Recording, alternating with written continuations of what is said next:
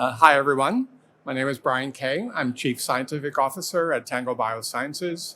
We're a service provider in Chicago.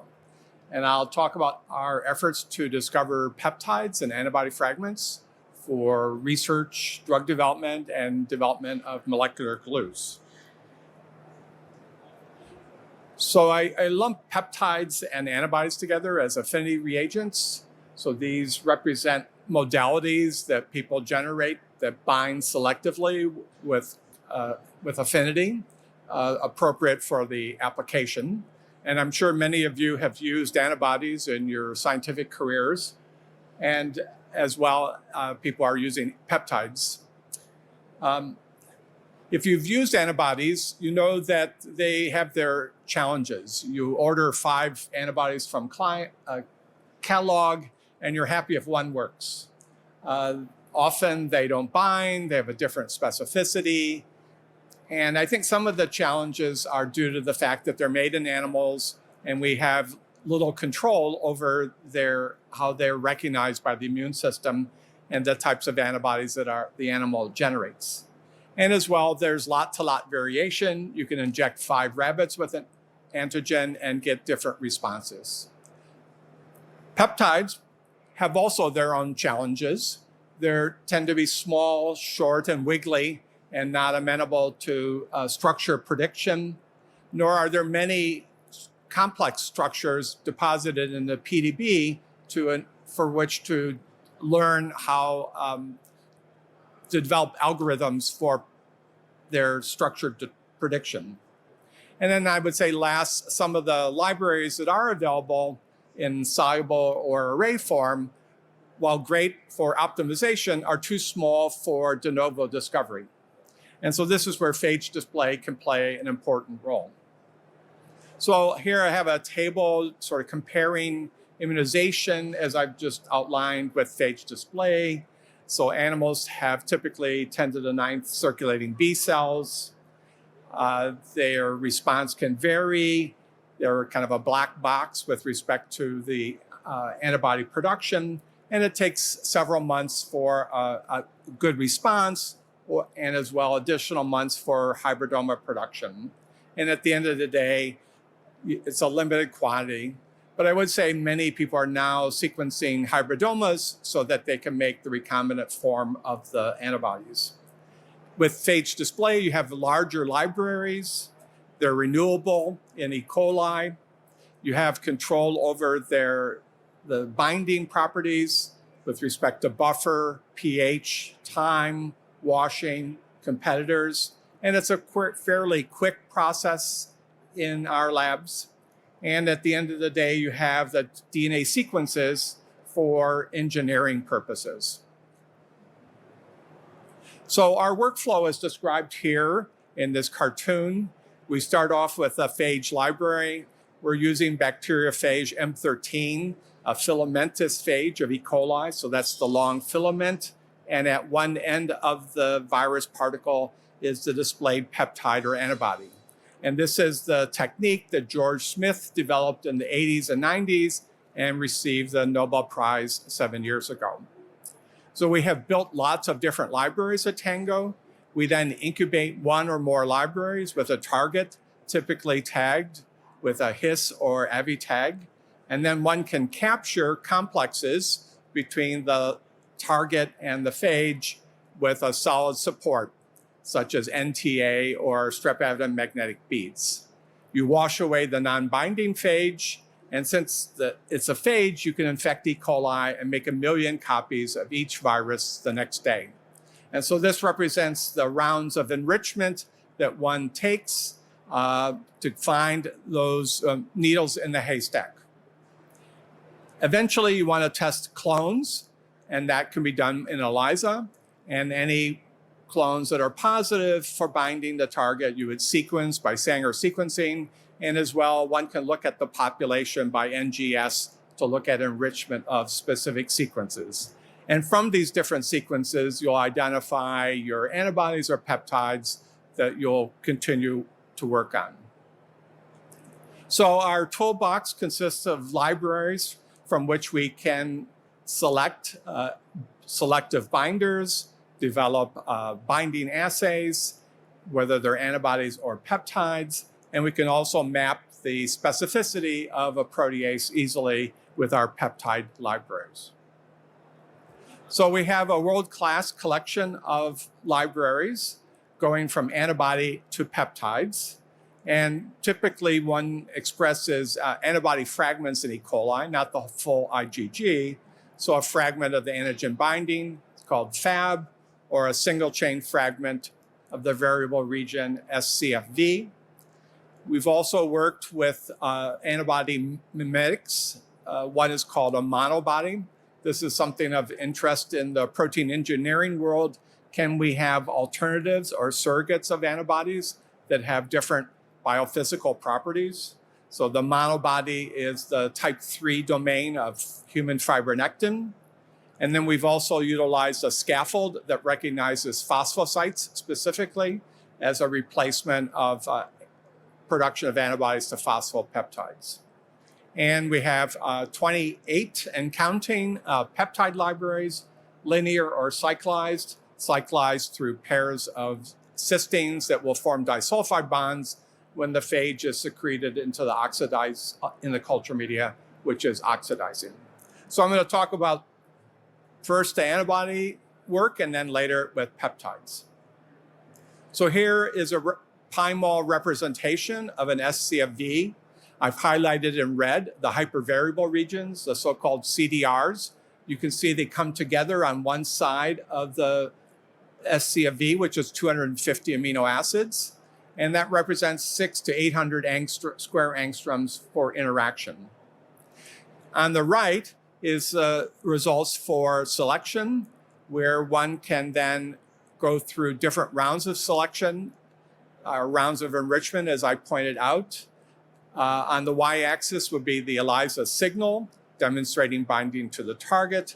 The x-axis represents the dilution series of this polyclonal assay. So you can see when you look in the black dots that there's no evidence of binding in the naive library. You see a hint of some binding in the green dots after one round of selection, and then you see robust binding after 2 rounds of selection. And in this particular case, 80% of the clones were binders. So it takes typically 2 to 3 rounds of selection to get to the winners. And this represents approximately a 10,000-fold enrichment for each round of selection. Through cloning, one can reformat an scFv into a more familiar structure, an IgG, and express them in CHO cells. And then the ELISAs at the bottom show the relative performance of these 2 formats. And you can see as the antigen concentration deposited on the ELISA plate reduced, you get reduction of the signal, but there's still a 32-fold improvement with the IgG. And this is likely for 2 reasons. The IgG is a more stable macromolecule than an scFv, where you can get some breathing between the VH and VL. And as well, the IgG is bivalent, and so there's an opportunity for avidity. One thing that we've added as a twist on phage display of antibodies is to make bispecific arrangements on phage. And so the idea is that if we take binders, and I'll describe this in a bit more detail in the next slide, and put 2 of them together, one can now screen for avidity. So you find binders by affinity, you can reformat and screen for avidity. And this is, you accomplish this experimentally by using a low concentration of target, too low to have gotten binders through just simple binding. What this means is that both of the binding modalities have to contribute to binding, but it also means that they're binding at different epitopes.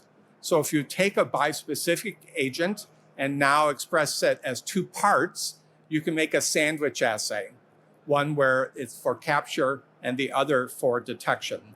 And this is quite valuable for a variety of different assay formats described at the bottom of this slide. To show how this works is that if we take an avidimer, that's what we call these dimers that we isolate by avidity. Individually, they might have modest affinity, but together there's an enhancement which can be explained by avidity. And in this particular case, the binders can be in either orientation with respect to this 25 amino acid flexible linker.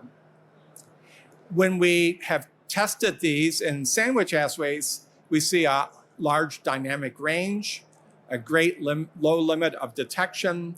And because we're doing this in a recombinant manner, not one by one, we can test thousands of pairs and isolate 5 to 15 that have this property. So this gives you a little more detail of how we do this. We take a library, here it's color-coded, showing different binding modalities. We find a binder to one target, green, the other target, yellow, and then one can link these together by molecular biology so that they have the two, bring the two together. And this conceptually is a protein that could serve as a molecular glue approximate that could be expressed in cells to demonstrate that bringing these two proteins together have the desired physiological consequence. I want to shift now to peptides. This is another major component of Tango's effort. And given the commercial and biomedical success of GLP-1, has been of great interest to the pharmaceutical field. Because peptides can be the starting point for peptidomimetic design of drugs. They can be attached to oligonucleotides for smart delivery of an oligo to cells that express a certain receptor, or they can be displayed on viruses for gene therapy.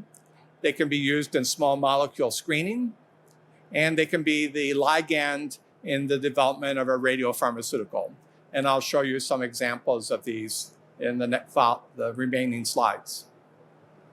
So here is a prostate-specific membrane antigen. It's overexpressed on prostate cancer cells. It serves as an important biomarker of prostate cancer, and it can be used for whole body imaging, the target, and as well for radiotherapy. It forms a dimer on the cell membrane with a very large extracellular domain. And the Novartis' drug known as Pluvicto, a radioligand therapy, binds at an enzymatic site on each of the two monomers. So we purchased the ectodomain as a recombinant protein.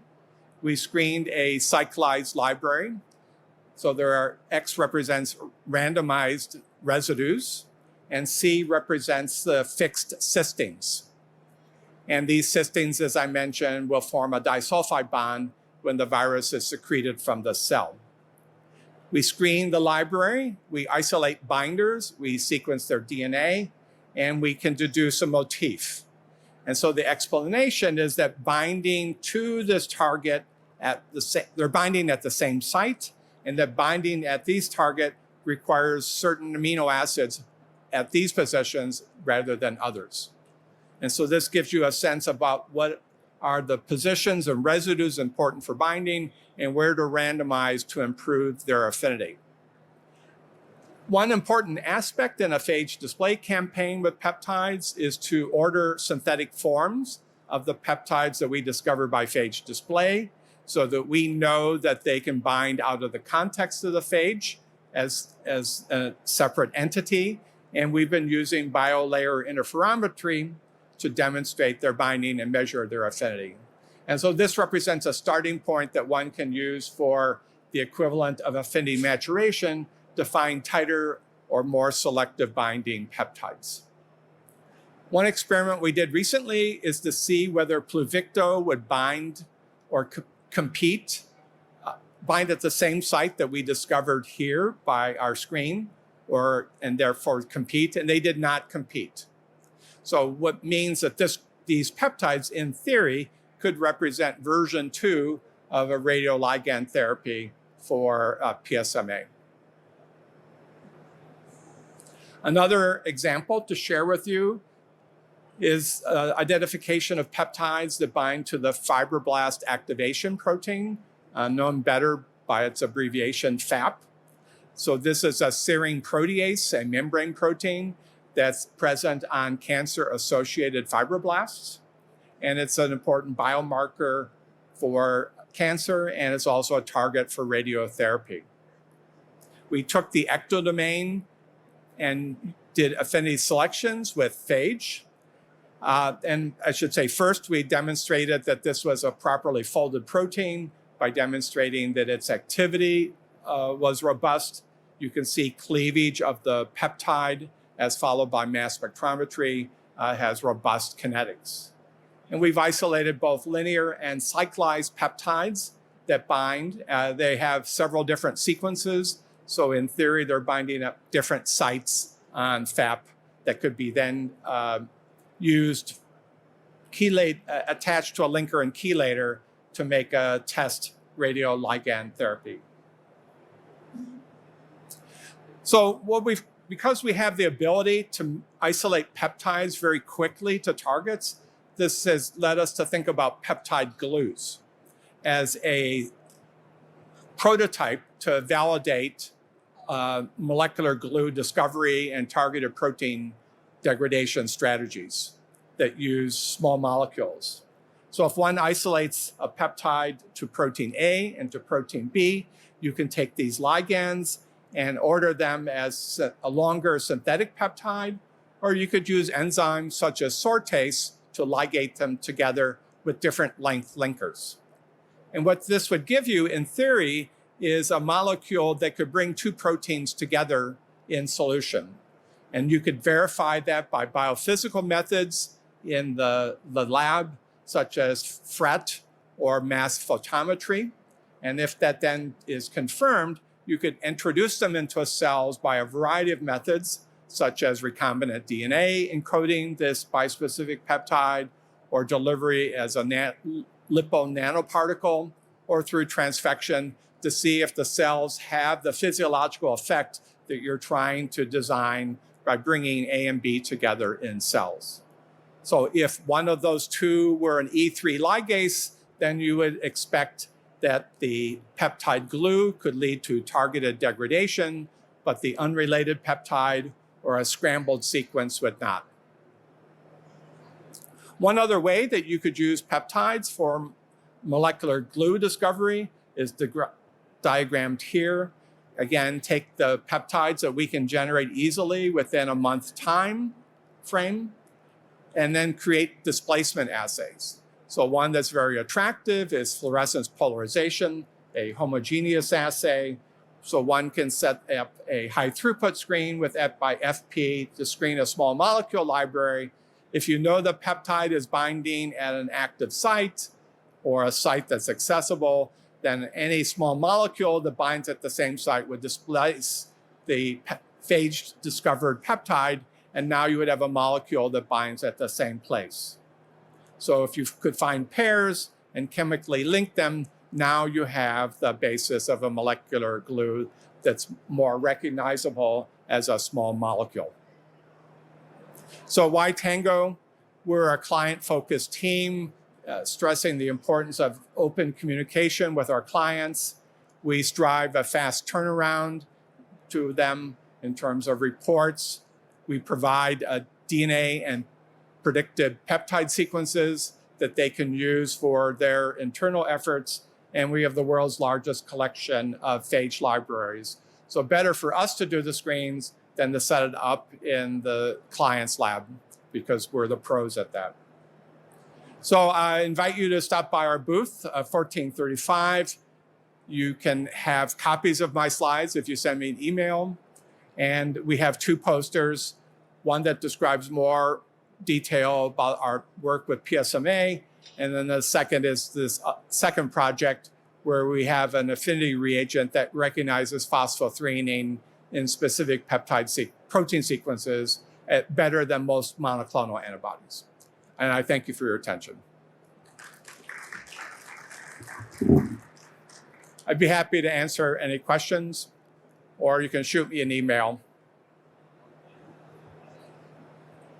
Yeah, This is Jinrong from Sanofi. It's a fantastic talk. So it's exciting to see people can use phage to do the biparatopic or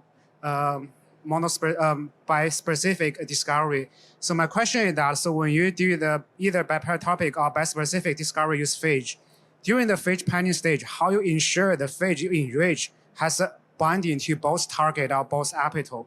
So we reduced the target concentration 10 by 100-fold, and we know that that's too low to get many binders directly.